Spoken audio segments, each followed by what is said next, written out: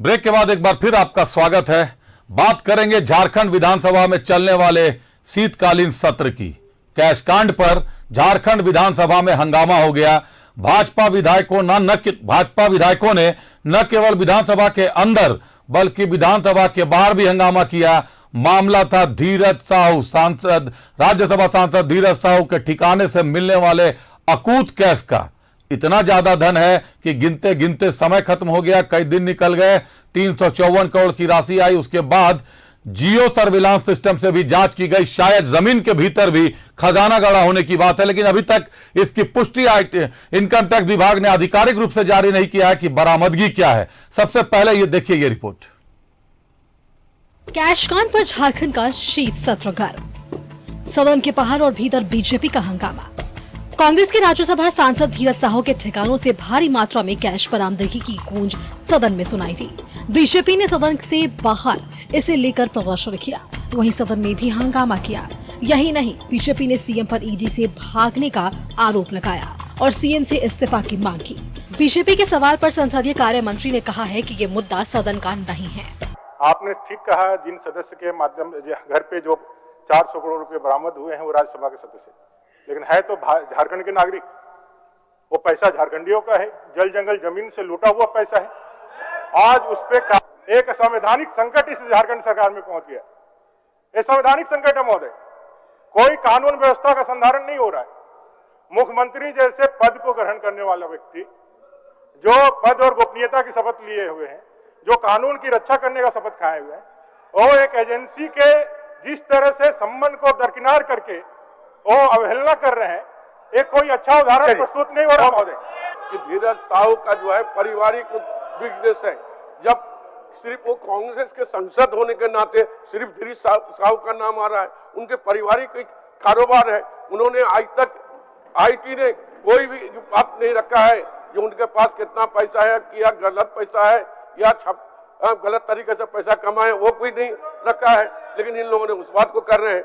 अब रही बात कि माननीय मुख्यमंत्री के बारे में बोल रहे हैं, ठीक है, वो ईडी आपने उसको समन किया है और उन ईडी को वो जवाब दे रहे हैं, फिर उस बात को यहाँ पर चर्चा का विषय क्यों आ रहा है?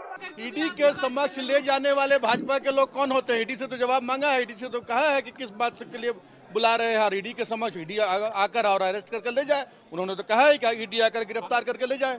बीजेपी ने राज्य की कानून व्यवस्था को लेकर भी सरकार पर हमला बोला है। वहीं ढुल्लू महतो ने धनबाद में कोयला चोरी को लेकर सवाल पर सवाल किए। वो अब सड़कों पर हैं, वो रोजगार मांग रहे हैं। जो भ्रष्टाचार है वो पूरे सिर चढ़कर बोल रहा है। विधि व्यवस्था की वही हालत है। आज पूरे झारखंड में विधि व्यवस्था का हालत खास्ता है। अब धनबाद में जेल में हत्याएं हो रही हैं, जेल के अंदर हत्या हो रही है, तो कहीं कोई सुरक्षा। हजार अवैध माइनिंग के दौरान हजारों ट्रक कोयला पार किया जा रहा है। हजारों आदिवासी, गरीब, दलित हमारे क्षेत्र में मरा है, उसका जवाब देना चाहिए। अगर हेमंत सोरेन में हिम्मत है तो इसका अनुशंसा करे, सरकार अनुशंसा करे। हम अगर झूठा बात बोले तो हम पर कार्रवाई हो, और नहीं तो अगर सत्य है तो हेमंत सोरेन पर कार्रवाई होनी चाहिए। उनके झारखंड प्रदेश के आदिवासी मूलवासी को किसका यहाँ पर हो रहा है? कौन लोग यहाँ पर वर्षों से यहाँ पर माइनिंग किया? कौन लोग यहाँ पर वर्षों से यहाँ पर बिजनेस किया है? कौन चीज का भ्रष्टाचार करते हैं? स्पष्ट करना होगा, हम लोग जवाब देने के तैयार हैं। शीत सत्र के दूसरे दिन एक और बीजेपी ने धीरज साहू के मामले और सीएम के ईडी के सामने पेश नहीं होने को लेकर प्रदर्शन किया। वहीं दूसरी ओर जेएमएम के विधायकों ने वन अधिकार अधिनियम में संशोधन के खिलाफ धरना दिया।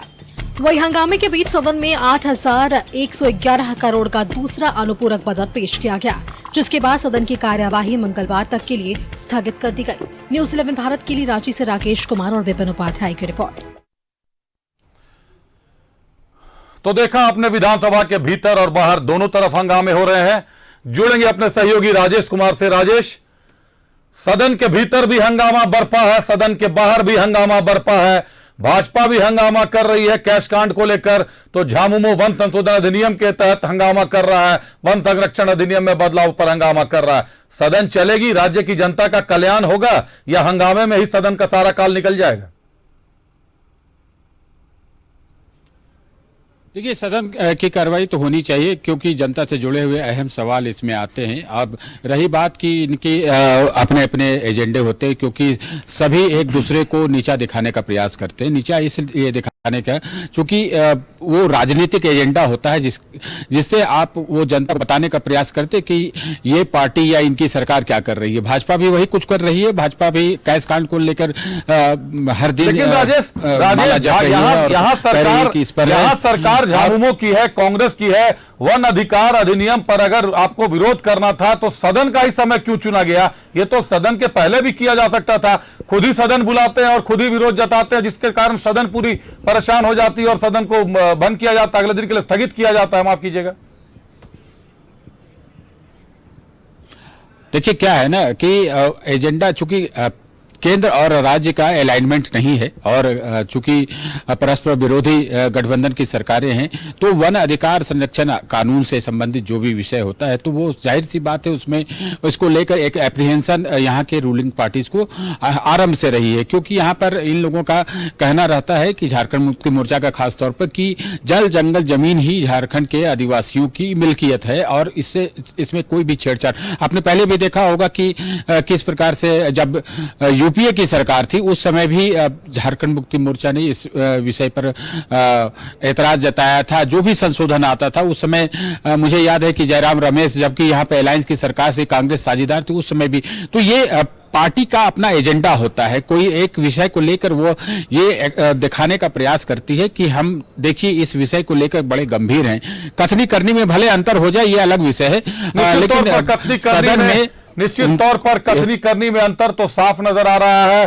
पार्टी का अपना एजेंडा होता है, यह भी समझ में आ रहा है। एक आपसे जानना चाहेंगे राजेश कि सदन के भीतर हंगामा हो रहा है, कैश कांड को लेकर हंगामा हो रहा है, वन अधिकार संरक्षण अधिनियम को लेकर हंगामा हो रहा है, और ऐसे में भाजपा मुख्यमंत्री का इस्तीफा मांग रही है ईडी के संबंध को लेकर, कैश कांड को लेकर। क्या लगता है, क्या चर्चा है? मुख्यमंत्री इस्तीफा देंगे? मुख्यमंत्री संबंध पर जाएंगे?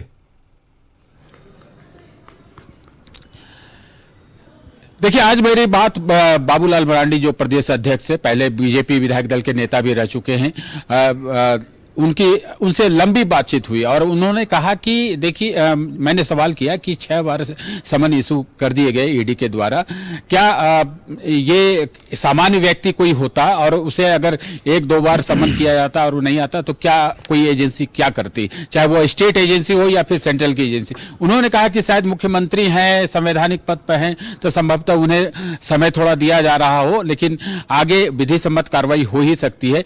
मुख्यमंत्री से इस्तीफा मांगने के बाद जहां तक है बीजेपी आरंभ से कहती आई है, और आप देखें कि जो आरोप लगे हैं उसको लेकर बीजेपी चूंकि विपक्ष में है। हमने कल भी देखा कि दीपक प्रकाश जो पूर्व प्रदेश अध्यक्ष थे, उन्होंने कहा कि कैश कांड इतना बड़ा मामला है, इसको बीजेपी छोड़ नहीं सकती। आपने देखा कि न सिर्फ झारखंड बल्कि पूरे देश में इस विषय को लेकर बीजेपी एग्रेसिव रही है और आगे भी रहेगी। तो इस्तीफा मांगने की बात जहां तक है, क्योंकि ये लगातार विपक्ष यानी बीजेपी की ओर से कहा जा रहा है कि मुख्यमंत्री क्यों नहीं जा रहे हैं ईडी के पास। वो पहले गए हैं, ऐसा नहीं कि वो नहीं गए, पहले भी गए हैं, वो खनन लीज मामले में वो गए हैं।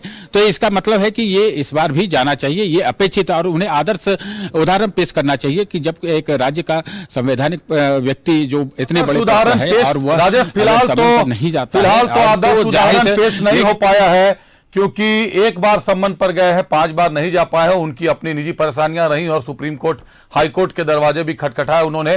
और यह भी बाबूलाल मरांडी ने कह दिया है कि ईडी विधि सम्मत कार्रवाई करेगी। साक्ष्य बता रहे हैं और जो सूत्र बता रहे हैं कि शायद विधि सम्मत कार्रवाई शुरू भी हो गई है। नतीजा कब निकलता है यह देखना रोचक होगा। बहरहाल, हमारे साथ जुड़ने के लिए आपका बहुत धन्यवाद। वक्त एक छोटे से ब्रेक का, मिलते हैं ब्रेक के बाद।